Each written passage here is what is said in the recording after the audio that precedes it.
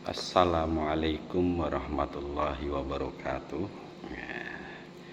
Ini waktu santai pengajian kitab Minhajul Abidin di Serambi Masjid, bukan di Masjid Inti.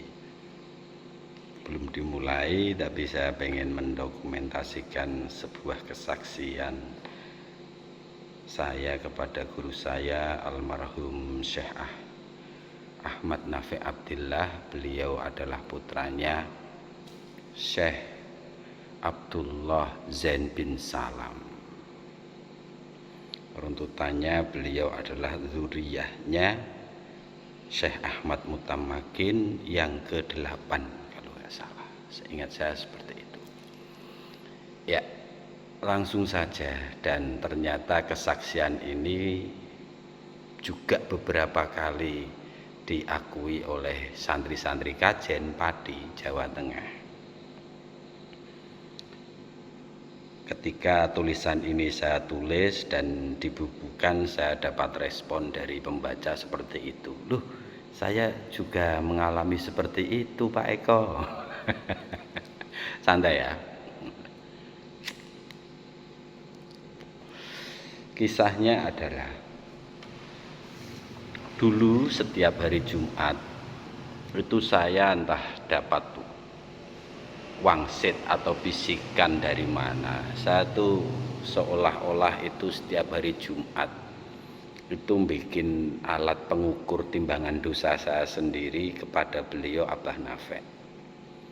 Ya, makanya judul tulisan yang pernah saya buat itu alat pengukur dosa Abah Nafi'.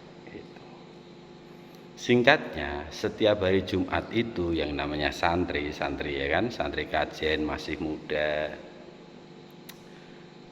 ya tentu banyak kegalauan, banyak apa. Intinya ketika dalam waktu Sabtu sampai menjelang Jumat itu, kalau saya khusyuk, nah kan paling tidak kita bisa evaluasi diri ya kan. Kalau kita agak khusyuk, dosanya sedikit, baik lahir ataupun zahir, ataupun batin, ya kan.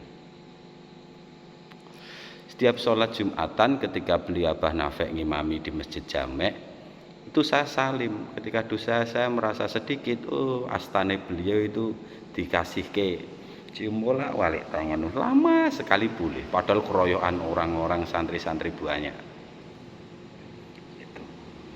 Itu boleh. Lama sekali. Tapi ketika seminggu itu menjelang hari Jumat, kok saya merasa dosa saya itu banyak, mau dicium langsung ditarik beliau. Dan itu saya ulang-ulang terus. Jadi seolah-olah setiap minggu, setiap pekan, ya kan, itu saya merasa, oh ya Allah, alat timbangan dosa saya itu ada dari Abah Nafi'. Itu, ya Allah, saya semakin tersadarkan kok beliau bisa membedakan ini tangan yang berdosa atau enggak berdosa gitu seolah-olah. Ya Allah, ya Allah. Beliau Abah Nafi' memang bukan sosok kiai yang populer di Nusantara, tapi sekelas Gus Bahak saja, Gus Koyom, beliau berdua tetap mengakui kealiman beliau. Kealiman beliau Abah Nafi' itu luar biasa. Kiai zuhud, kiai makrifat, luar biasa.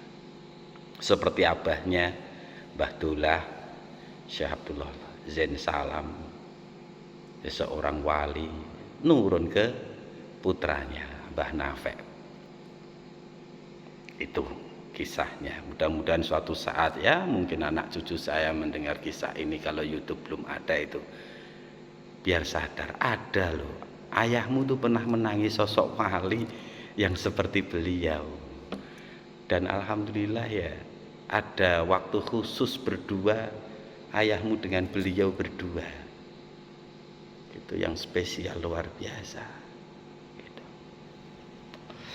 Dan ternyata kisah-kisah seperti ini itu sudah ada sejak zaman tabi'ut tabi'in, zaman sahabat, zaman tabi'in, tabi'ut tabi'in. Bahkan salah satu ulama mutaqaddimin, yakni Imam Haris Al-Muhasibi. Kenapa Al-Muhasibi? Beliau itu introspeksi terus. Ketika salah satu kisah beliau yang masyhur, ketika beliau disuguhi oleh suatu makanan yang itu subhat, lebih-lebih haram, tangan beliau itu pasti ngewel gini. Nah, berarti itu pertanda, oh ini ada haramnya atau mungkin ini subhatnya. Kalau sudah terlanjur tertelan, dimuntahkan. Itu. Dan ternyata berlanjut kepada kisah berikutnya Syekh Sufyan Ats-Tsauri. Beliau menghentikan ibunya dalam kitab Risalatul Qusariyah. Ibuku tuh ketika mengandung aku, ketika disuguhi makanan haram atau syubhat, itu pasti ya, insya Allah kalau salah ya bergetar tangannya, gitu, bergetar tangannya. Kalau nggak bergetar ya muntah, tapi seingat saya juga bergetar, gitu loh. Seolah-olah itu Sufyan Ats-Tsauri dalam kandungan sudah dididik dengan makanan halal itu. Tentang makanan halal itu luar biasa. Banyak sekali hadis dan saya juga sedang menulis tentang itu. Dah, itu tentang sekelumit kisah saya dengan Abah Nafe tentang ilmu yang di luar batas jangkauan manusia. Ketika saya dosa kok nggak mau dicium tangan, langsung ditarik. Tapi ketika saya merasa sepekan itu dosanya sedikit, wah hati lembut, nyah, kayaknya nyah anakku, seolah-olah itu. Ya, mudah-mudahan bermanfaat ya video ini, yang bagi menonton, lebih-lebih yang pernah bersinggungan dengan beliau, insya Allah yakin dengan cerita ini.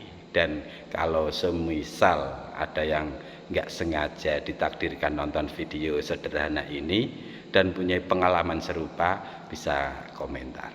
Gitu.